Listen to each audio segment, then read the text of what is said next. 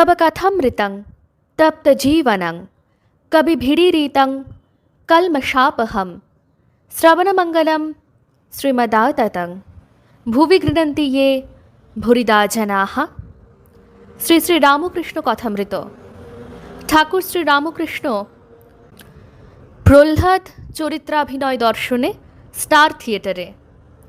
প্রথম পরিচ্ছেদ 1884, 14 ডিসেম্বর। শ্রীরামকৃষ্ণ আজ স্টার থিয়েটারে প্রহ্লাদ চরিত্রের অভিনয় দেখিতে আসিয়াছেন, সঙ্গে মাস্টার, বাবুরাম ও নারায়ণ প্রভৃতি। স্টার থিয়েটার তখন বিডন স্ট্রিটে। এই রঙ্গমঞ্চে পরে এমারাল্ড থিয়েটার ও ক্লাসিক থিয়েটারের অভিনয় সম্পন্ন হইত। আজ রবিবার 30শে অগ্রহায়ণ, কৃষ্ণা দ্বাদশী তিথি, 14 ডিসেম্বর 1884 খ্রিস্টাব্দ। শ্রীরামকৃষ্ণ একটি বক্সে উত্তরাস্য হইয়া বসিয়া আছেন। রঙ্গালয় আলোকাকীর্ণ। কাছে মাস্টার, বাবুরাম ও নারায়ণ বসিয়া আছেন। গিরিশ আসিয়াছেন। অভিনয় এখনো আরম্ভ হয় নাই। ঠাকুর গিরিশের সঙ্গে কথা কহিতেছেন। শ্রীরামকৃষ্ণ সহাস্যে, বা তুমি বেশ সব লিখেছ। গিরিশ, মহাশয় ধারণা কই, শুধু লিখে গেছি। শ্রীরামকৃষ্ণ, না, তোমার ধারণা আছে। সেই দিন তো তোমায় বললাম, ভিতরে ভক্তি না থাকলে চালচিত্র আঁকা যায় না। ধারণা চাই। কেশবের বাড়িতে নববৃন্দাবন নাটক দেখতে গিয়েছিলাম। দেখলাম একজন ডেপুটি 800 টাকা মাহিনা পায়। সকলে বললে খুব পণ্ডিত, কিন্তু একটা ছেলে লয়ে ব্যতিব্যস্ত। ছেলেটি কিসে ভালো জায়গায় বসবে, কিসে অভিনয় দেখতে পাবে, এই জন্য ব্যাকুল। এদিকে ঈশ্বরীয় কথা হচ্ছে, তা শুনবে না। ছেলে কেবল জিজ্ঞাসা করছে, বাবা এটা কি, বাবা ওটা কি। তিনিও ছেলে লয়ে ব্যতিব্যস্ত। কেবল বই পড়েছে মাত্র, কিন্তু ধারণা হয় নাই। গিরিশ, মনে হয় থিয়েটারগুলো আর করা কেন? শ্রীরামকৃষ্ণ, না না, ও থাক, ওতে লোকশিক্ষা হবে। অভিনয় আরম্ভ হইয়াছে। প্রহ্লাদ পাঠশালে লেখাপড়া করিতে আসিয়াছেন। প্রহ্লাদকে দর্শন করিয়া ঠাকুর সস্নেহে প্রহ্লাদ প্রহ্লাদ এই কথা বলিতে বলিতে একেবারে সমাধিস্থ হইলেন। প্রহ্লাদকে হস্তি পদতলে দেখিয়া ঠাকুর কাঁদিতেছেন। অগ্নিকুণ্ডে যখন ফেলিয়া দিল, তখনও ঠাকুর কাঁদিতেছেন। গোলকে লক্ষ্মীনারায়ণ বসিয়া আছেন। নারায়ণ প্রহ্লাদের জন্য ভাবিতেছেন। সেই দৃশ্য দেখিয়া ঠাকুর আবার সমাধিস্থ হইলেন। দ্বিতীয় পরিচ্ছেদ। রঙ্গালয়ে গিরিশ যে ঘরে বসেন, সেইখানে অভিনয় আনতে ঠাকুরকে লইয়া গেলেন। গিরিশ বলিলেন, বিবাহ বিভ্রাট কি শুনবেন? ঠাকুর বলিলেন, না, প্রহ্লাদ চরিত্রের পর ওসব কি। আমি তাই গোপাল উড়ের দলকে বলেছিলাম, তোমরা শেষে কিছু ঈশ্বরীয় কথা বলো। বেশ ঈশ্বরের কথা হচ্ছিল, আবার বিবাহ বিভ্রাট, সংসারের কথা। যা ছিলুম তাই হলুম। আবার সেই আগেকার ভাব এসে পড়ে। ঠাকুর গিরিশাদির সহিত ঈশ্বরীয় কথা কহিতেছেন। গিরিশ বলিতেছেন, মহাশয় কিরকম দেখলেন? শ্রীরামকৃষ্ণ, দেখলাম সাক্ষাৎ তিনিই সব হয়েছেন। যারা সেজেছে তাদের দেখলাম সাক্ষাৎ আনন্দময়ী মা। যারা গোলকে রাখাল সেজেছে তাদের দেখলাম সাক্ষাৎ নারায়ণ। তিনিই সব হয়েছেন। তবে ঠিক ঈশ্বর দর্শন হচ্ছে কিনা তার লক্ষণ আছে। একটি লক্ষণ আনন্দ, সংকোচ থাকে না। যেমন সমুদ্র, উপরে হিল্লোল কল্লোল, নিচে গভীর জল। যার ভগবান দর্শন হয়েছে সে কখনো পাগলের ন্যায়, কখনো পিশাচের ন্যায় সূচি অসুচি ভেদ জ্ঞান নেই, কখনো বা জড়ের ন্যায়, কেননা অন্তরে বাহিরে ঈশ্বরকে দর্শন করে অবাক হয়ে থাকে। কখনো বালকের ন্যায়, আট নাই, বালক যেমন কাপড় বগলে করে বেড়ায়। এই অবস্থায় কখনো বাল্যভাব, কখনো পৌগণ্ড ভাব ফষ্টি নষ্টি করে, কখনো যুবার ভাব। যখন কর্ম করে, লোকশিক্ষা দেয়, তখন সিংহতুল্য। জীবের অহংকার আছে বলে ঈশ্বরকে দেখতে পায় না। মেঘ উঠলে আর সূর্য দেখা যায় না, কিন্তু দেখা যাচ্ছে না বলে কি সূর্য নাই? সূর্য ঠিক আছে। তবে বালকের আমি এতে দোষ নাই, বরং উপকার আছে। শাক খেলে অসুখ হয়, কিন্তু হিঞ্চে শাক খেলে উপকার হয়। হিঞ্চে শাক শাকের মধ্যে নয়, মিছরি মিষ্টির মধ্যে নয়। অন্য মিষ্টিতে অসুখ করে, কিন্তু মিছরিতে কফ দোষ করে না। তাই কেশব সেনকে বলেছিলাম, আর বেশি তোমায় বললে দলটল থাকবে না। কেশব ভয় পেয়ে গেল।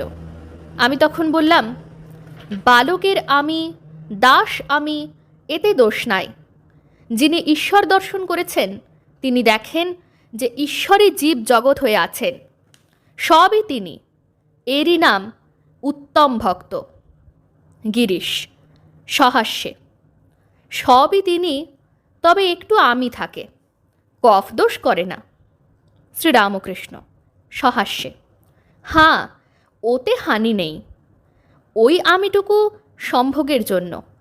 আমি একটি, তুমি একটি হলে আনন্দ ভোগ করা যায়, সেব্য সেবকের ভাব। আবার মধ্যম থাকের ভক্ত আছে, সে দেখে যে ঈশ্বর সর্বভূতে অন্তর্যামী রূপে আছেন। অধম থাকের ভক্ত বলে ঈশ্বর আছেন, ওই ঈশ্বর, অর্থাৎ আকাশের ওপারে। সকলের হাস্য। গোলকের রাখাল দেখে আমার কিন্তু বোধ হলো সেই ঈশ্বরই সব হয়েছে। যিনি ঈশ্বর দর্শন করেছেন তার ঠিক বোধ হয় ঈশ্বরই কর্তা, তিনিই সব করছেন। গিরিশ মহাশয়, আমি কিন্তু ঠিক বুঝেছি, তিনিই সব করছেন। শ্রীরামকৃষ্ণ, আমি বলি, মা, আমি যন্ত্র, তুমি যন্ত্রী। আমি জড়, তুমি চেতয়িতা।